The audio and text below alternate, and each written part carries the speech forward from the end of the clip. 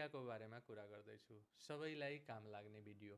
चिया हामीले जब पकाउँछौँ, खान्छौँ, हामी कहाँ गल्ती गरिरहेछौँ र यो चियालाई स्वास्थ्यको लागि पनि अझ राम्रो कसरी बनाउन सकिन्छ र आज म मूलतः चिनीको ठाउँमा गुड राखियो भने के फाइदा हुन्छ, के यो साँच्चीकै जरुरी छ, 100मा 100 हामी चेन्ज गर्ने नै हो त? कागती चियाको महत्त्व के होला? धेरैजनाले मरिच दालचिनी हाल्नुहुन्छ, यसले कस्तो स्वास्थ्यमा असर गर्छ? अदुवाको महत्त्व के छ चियामा राख्दाखेरि? दुध चिया यदि हामी खान्छौँ भने कसरी गर्दाखेरि यो अझ राम्रो होला? ग्यास्ट्रिक कम कसरी गर्न सकिन्छ? कफीको बारेमा, ग्रिन टीको बारेमा एकदमै संक्षिप्त भन्छु म। सानो भिडियो हुनेछ। आशा छ तपाईँहरू अन्तसम्म हेरेर यसबाट केही नयाँ जानकारी पाउनुहुनेछ। र सबभन्दा पहिला तपाईँ कमेन्ट्समा लेख्नु होला कि तपाईँ कस्तो चिया खानुहुन्छ, के प्रयोग गर्नुहुन्छ चियामा। 1 चम्चा चिनी र 1 चम्चा गुडमा डेफिनेटली चिनी भन्दा गुड चाहिँ तुलना गर्न नमिल्ने अवस्थामा छ। यति यसमा गुणहरू छ। फेरि गुडमा पनि केही नेगेटिभ कुराहरू छ, जस्तै शुद्ध पाइन्छ कि पाइँदैन, धेरै प्रशोधित भयो भने त्यो पनि त्यति राम्रो हुँदैन, इत्यादि कुराहरू। तर यदि गुडलाई चियापत्तीमा हालियो, तातो पानी चियापत्ती त्यसमा गुड हाल्नुभयो र अर्को गिलासमा तपाईँले चिनी हाल्नुभयो भने के फरक हुन्छ त? चियापत्तीमा एन्टिअक्सिडेन्ट्सहरू हुन्छ र अरू पनि विभिन्न किसिमको शरीरलाई फाइदा पुर्याउने तत्त्वहरू हुन्छ र गुडमा पनि एन्टिअक्सिडेन्ट्स, खनिजहरू, विभिन्न पदार्थहरू हुन्छ जसले हाम्रो शरीरलाई फाइदा गर्छ। र चियाको त्यो पदार्थ र गुडमा साइनर्जिस्टिक एक्सन हामी भन्छौँ, दुवै मिलेर एउटा थप पोजिटिभ हामीलाई बेनिफिट चाहिँ दिन्छ। तर चिनीमा त्यो गुण चाहिँ हुँदैन। जसले खानुभएको छ उहाँहरूलाई थाहा होला कि यसको स्वाद अलिकति फरक हुन्छ। सो स्वादको एङ्गलबाट पनि गुड चिया राम्रो हुने भयो। अर्को इम्पोर्टेन्ट कुरा कि पाचनको एङ्गलबाट पनि धेरैजनालाई चिया खाएपछि ग्यास्ट्रिक हुन्छ। गुडमा डाइजेसनको एउटा महत्त्व हुन्छ, पाचन यसलाई इम्प्रुभ गर्छ, जसले गर्दा गुडको चिया खाँदाखेरि तपाईँको यो ग्यास्ट्रिकको समस्या कम हुनसक्छ। त्यसैले जहिले पनि हामीले कालो चिया खाँदाखेरि त्यसमा गुड हालौँ। यदि हामी त्यसमा कागती पनि हाल्यौँ भने के हुन्छ त? कागतीमा तपाईँलाई थाहा छ भिटामिन सी पर्याप्त हुन्छ, एन्टिअक्सिडेन्ट्सहरू पर्याप्त हुन्छ, शरीरलाई चाहिने धेरै राम्रो कुराहरू, खनिजहरू, पोटेसियमदेखि लिएर हाम्रो मुटुलाई पनि फाइदा गर्ने तत्त्वहरू यसमा छ र गुडमा पनि छ। विशेष गरेर जाडोको बेलामा रेस्पिरेटरी ट्र्याक इन्फेक्सन, सास प्रश्वासको इन्फेक्सन, घाँटीमा जुन कहिलेकाहीँ सोर थ्रोट हामी भन्छौँ, अप्ठ्यारो भइरहेछ भने कागती तपाईँको लागि राम्रो भयो, गुड राम्रो भयो। यसको ठाउँमा चिनी त राम्रो भएन। त्यसैले यदि यो दुईटाको मिक्सचर यदि गरेर खाइयो भने अझ राम्रो। दुध चियाको कुरा गर्दाखेरि धेरैले गुनासो गर्नुहुन्छ कि दुध चिया नराम्रो हो, यसले चाहिँ हामीलाई ग्यास्ट्रिक गर्छ या विभिन्न कुराहरू हुनसक्छ, कसैलाई गाह्रो पनि होला। तर मूलतः यहाँ विचार गर्नुपर्ने कुरा के छ भने दुध चियामा हामी दुध हाल्छौँ र चियापत्ती भयो। चियापत्ती स्वास्थ्यको लागि राम्रो भयो, तर दुधमा भएका पदार्थहरूले चियापत्तीको गुणलाई कम गरिदिन्छ। त्यसले हामीले चियापत्तीको लाभ लिन सक्दैनौँ।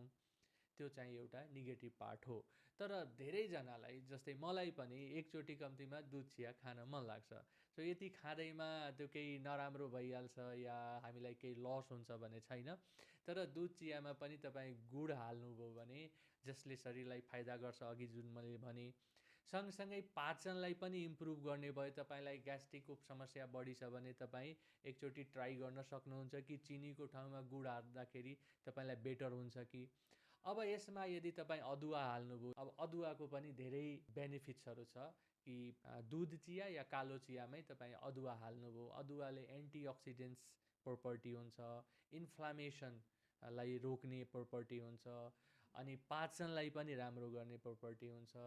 यहाँ मैले अध्ययन गर्दा मैले के पाएँ भने यो जति पनि यो प्राकृतिक कुराहरू भयो चिनीको तुलनामा, यदि हामी अदुवा भयो, कागती भयो, गुड भयो, यो सबैमा शरीरलाई फाइदा पुर्याउने anti inflammatory, antioxidants, anti cancer property भएका पदार्थहरू, मुटुलाई फाइदा पुर्याउने कुराहरू यसमा मिक्स छ। अब जस्तै मरिचको कुरा गरौँ, मरिच हाल्दाखेरि पनि अब यसमा पनि त्यस्तै गुणहरूले भरिएको हो। यसले पनि श्वास प्रश्वास प्रणाली या घाँटीमा केही समस्या छ भने यसले पनि हेल्प गर्छ। समष्टिगत रूपमा हेर्दाखेरि यो डिफ्रेन्ट जुन पदार्थहरू छ, मसलाहरू छ, यसलाई हामीले फरक फरक टाइममा आफ्नो शरीरलाई सुटेबल हुने गरी तपाईँले प्रयोग गर्न सक्नुपर्छ। यसको अर्थ मैले भनेको कुरा तपाईँ सबैलाई यसले राम्रो गर्ला या बेनिफिट हुन्छ भने छैन। तपाईँ आफ्नो लागि राम्रो र टेस्टी, स्वास्थ्यलाई पनि फाइदा गर्ने तपाईँ आफैले पत्ता लगाउन सक्नुपर्छ, प्रयोग गरेर तपाईँ फाइन्ड आउट गर्न सक्नुहुन्छ। अब ग्रिन टीको बारेमा पनि केही कुरा गरौँ। यदि ग्रिन टीमा मैले अध्ययन गर्दाखेरि धेरै नै फाइदा भएको देख्छु। यदि तपाईँ ग्रिन टी रेगुलर खानुहुन्छ भने तपाईँ खान सक्नुहुन्छ। तर कोही कोही व्यक्ति ग्रिन टी खाएर मलाई रिङ्गटा लाग्यो, बिपी घटेको यस्तो केसेसहरू पनि आउँछ। त्यसैले एकदमै केयरफुल हुनुपर्छ कि तपाईँ कस्तो खाले ग्रिन टी प्रयोग गर्नुहुन्छ। फेरि बजारमा यति थरीथरीको हुन्छ कि कुन राम्रो नराम्रो हामीलाई भन्न नै गाह्रो हुन्छ। त्यसैले यो स्वयंले निर्णय गर्नुपर्छ कि तपाईँले खाइराखेको कस्तो छ। औषधि जस्तै हेर्नुहोस्, कुनै औषधि खानुभयो, एलर्जी भयो, औषधि रोक्नुपर्ने हुन्छ। त्यसै गरी कुनै पनि खानेकुरा तपाईँलाई अलिकति सुट भएन भने बुझ्नुहोस् तपाईँको लागि यो एप्रोप्रिएट होइन। चाहे त्यसमा जति गुण होस्, तपाईँ त्यसलाई रोक्न सक्नुपर्छ। त्यसै ग्रिन टी पनि एकदमै केयरफुल भएर हेरी तपाईँको शरीरलाई सुट गरेछ भने तपाईँ लिन सक्नुहुन्छ। त्यसै गरी अब कफीको कुरा पनि म संक्षिप्तमा राखौँ।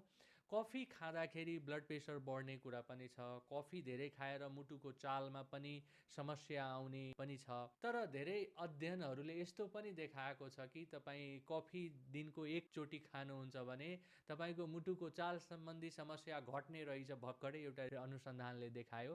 त्यसैले यसमा के रहेछ भने यो व्यक्ति इन्डिभिजुअलमा डिपेन्ड हुन्छ कि उसको शरीरको लागि यो कुरा कति नराम्रो हो वा कति राम्रो हो। जस्तै कोही व्यक्तिलाई दिनमा 2-3 कप कफी खाँदाखेरि पनि उसको प्रेसर बढ्दैन र कोही व्यक्तिले दिनको 1 कप कफी खायो भने उसको प्रेसर बढ्न सक्छ। र धेरै मैले मुटुका ढुकढुक भएका बिरामीहरूलाई जब चिया कफी हामी रोक्न लाउँछौँ त्यसपछि उहाँको ढुकढुक पनि कम भइहाल्छ। त्यसैले यो जति पनि खानेकुराहरू छ तपाईँ आफ्नो स्वास्थ्यको अवस्था बुझेर आफ्नो होस र बुद्धि पुर्याएर निर्णय गर्न सक्नुपर्छ कि यो मेरो लागि सुटेबल हो भने म यो खान्छु।